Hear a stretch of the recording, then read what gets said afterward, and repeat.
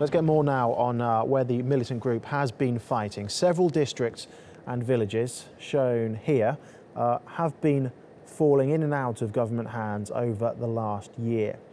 But these areas highlighted in black are controlled by the Taliban and its allies, which include Al-Qaeda. A flood of foreign fighters have also joined the Taliban's ranks. Government troops continue operations in these areas. Well, joining me now from Princeton, New Jersey, is Michael O'Hanlon, who's a senior foreign policy fellow at the Brookings Institute and an expert on South Asian affairs. Thank you very much for your time, Michael. So where does all of this then leave the peace process, those peace talks sponsored by Pakistan? Is hope of a political solution all but over? Well, I would never say that it's all but over, but I'm not sure it was ever really started either. In other words, I don't think today changes very much. The Taliban have been killing people for a long time in Afghanistan. That's nothing new. This is a horrific attack.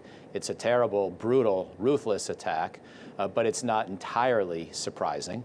It is a little different than the standard Taliban approach, whereby they usually target army or police officers or politicians or NATO troops.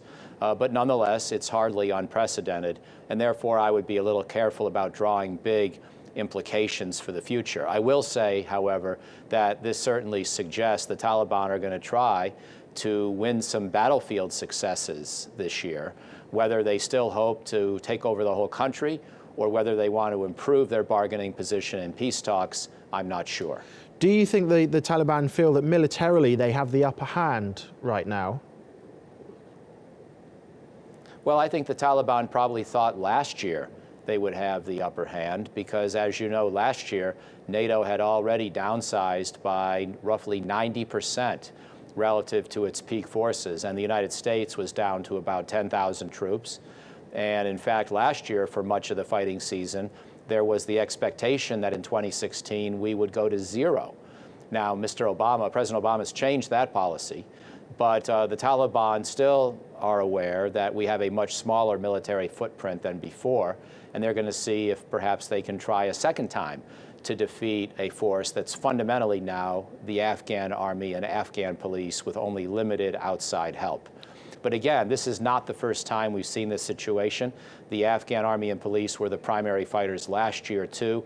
And I think the Taliban should recognize that they're not likely to win in the major cities. They did take Kunduz for a time last fall, but that was fairly brief. And I don't believe they're capable of taking most of the cities or transportation arteries of the country even now. So how do you assess then the Afghan security forces' ability to cope with the threat posed by the Taliban without that outside support?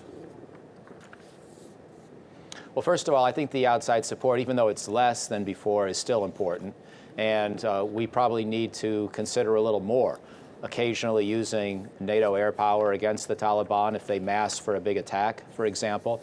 And I think we should have 2,000 or 3,000 more NATO troops in Afghanistan than we do. But even leaving that aside, I think you have to give the Afghan army and police some credit. They've been very resilient. They don't do all the right things all the time. They don't go out and go on offensive maneuvers. They often stay on their checkpoints, but they are courageous. They have taken a lot of casualties, probably 6,000 to 8,000 killed in action last year, probably 5,000 killed in action in 2014, and yet they still are able to maintain their force structure, to recruit in order to sustain some degree of security in most of the major cities. So they've got some major limitations. Their air force is still forming. Their army and police are fairly small for the size of the country. And as I say, they don't go off on maneuver or patrol often enough.